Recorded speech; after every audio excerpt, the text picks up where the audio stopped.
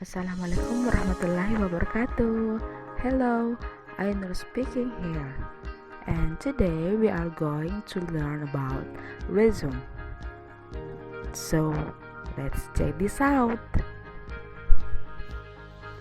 Dalam bab ini ada 5 hal yang akan kita bahas, yaitu yang pertama, the definition of resume, yang kedua, the function, yang ketiga, text structures, yang keempat, language features, dan yang terakhir adalah example. Sekarang mari kita bahas definisinya. A resume is a document created and used by a person to present their background, skills, and accomplishments. Resumes can be used for a variety of reasons, but most often they are used to secure new employment. Jadi, resume adalah dokumen yang dibuat dan digunakan oleh seseorang untuk menunjukkan latar belakang, keterampilan, dan pencapaian. Resume dapat digunakan untuk berbagai alasan, tetapi paling sering digunakan untuk mendapatkan pekerjaan baru.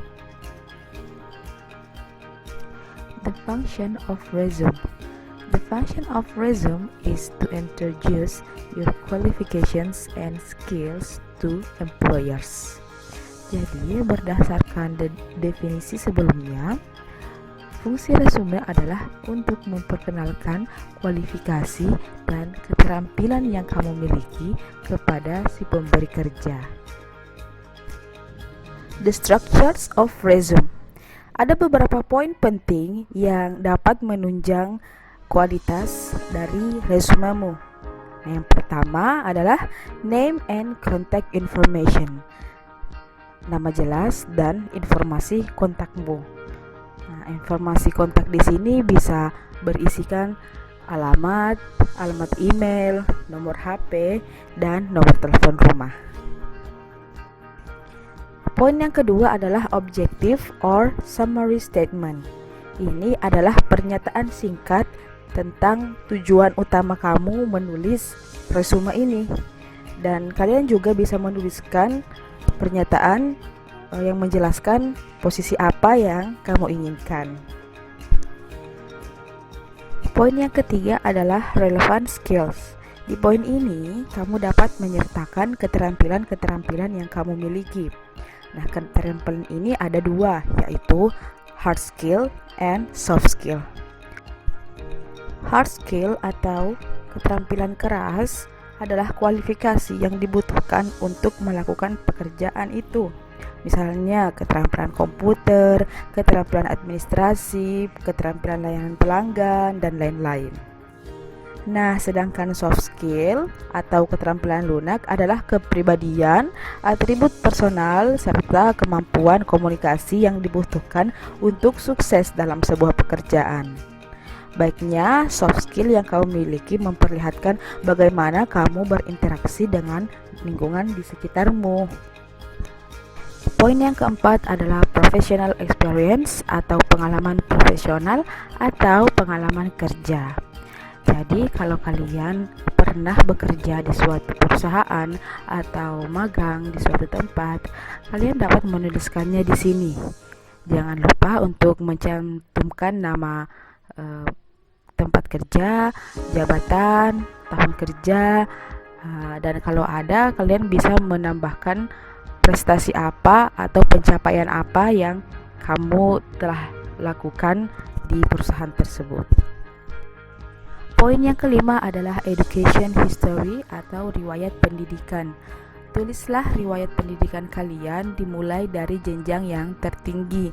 Misalnya kalian tamat SMA, maka kalian tulis nama sekolah SMA, tahun lulus, jurusan yang kalian ambil, dan kalau ada, tulislah prestasi-prestasi yang telah kamu capai di sekolah itu. Nah, dilanjutkan dengan SMP dan SD. Poin yang terakhir yang dapat menunjang resumemu adalah awards and achievements, yaitu penghargaan dan pencapaian. Jika kamu pernah ikut lomba, dan memenangkannya atau pernah dapat penghargaan, kalian dapat memasukkannya di sini. Setelah itu ada hobbies and interest, itu hobi dan minat. Nah, cantumkan hobi dan minatmu yang mungkin relevan dengan pekerjaan yang kamu minati. Language features of resume. Ada 4 unsur kebahasaan yang terkandung dalam resume. Yang pertama, no personal pronouns, atau tidak menggunakan kata ganti personal seperti I. Resume hanya memuat daftar atau list dan tidak mengandung kalimat yang membutuhkan personal pronoun seperti saya. Misalkan kamu ingin menulis achievements di resume, kalian jangan menulis saya juara baca puisi tahun 2019, tapi kalian hanya menulis juara baca puisi 2019 tanpa menggunakan personal pronouns. Yang kedua, clear and simple, yaitu jelas dan sederhana. Buatlah resume serapi mungkin dengan penggunaan font atau bentuk tulisan yang seragam, warna yang menarik, tapi tetap kelihatan sederhana agar mudah dibaca. Yang keempat, ada keywords atau kata kunci. Di setiap resume, usahakan ada kata kunci yang berkaitan dengan pekerjaan yang kalian lamar. Misalnya, kamu ingin melamar menjadi wartawan, maka kamu dapat memasukkan kata kunci misalnya di bagian hobi. Contoh, suka memotret, suka berbicara di depan umum, dan lain-lain. Atau kalian punya prestasi, contohnya juara 2 lomba menulis artikel, juara 1 lomba menulis berita, dan lain-lain. Nah, memotret, berbicara depan umum, menulis artikel, dan menulis berita adalah kata kunci dari wartawan. Nah, ini bisa menjadi daya tarik agar kalian dapat diterima. Yang terakhir, don't be too impressive. Artinya jangan terlalu mengesankan, atau kata lain, jangan terlalu terlihat sempurna. Karena jika kamu ingin terlihat sempurna dengan isi resumemu, ini bisa membuatmu melebih-lebihkan diri sendiri atau dapat menjurus kepada kebohongan. Perusahaan akan berharap lebih padamu, dan kalau kamu diterima dan tidak sesuai harapan, itu akan berdampak buruk pada reputasimu ke depan.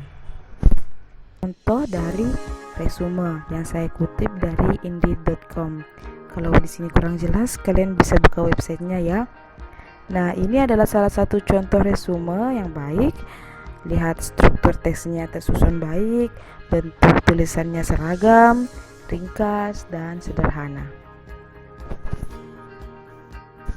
Oke, saya rasa cukup untuk penjelasannya. Kalau masih ada yang belum dimengerti, boleh ditanyakan di kolom komentar. And see you on next video. Wassalamualaikum warahmatullahi wabarakatuh.